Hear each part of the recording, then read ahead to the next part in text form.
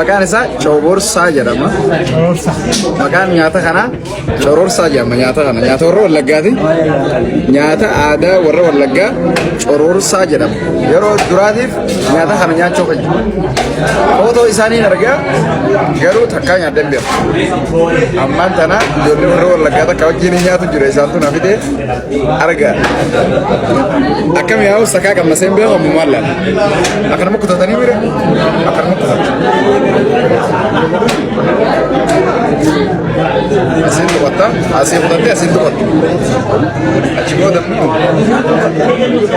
Achi booda bismillah itti nyaata.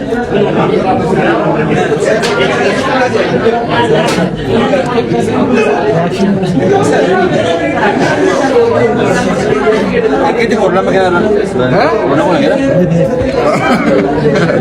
Gimana? Wallahi nyaata bareedaadha. Nyaata fayyaaf gaariiti. Bareeda. Nyaata.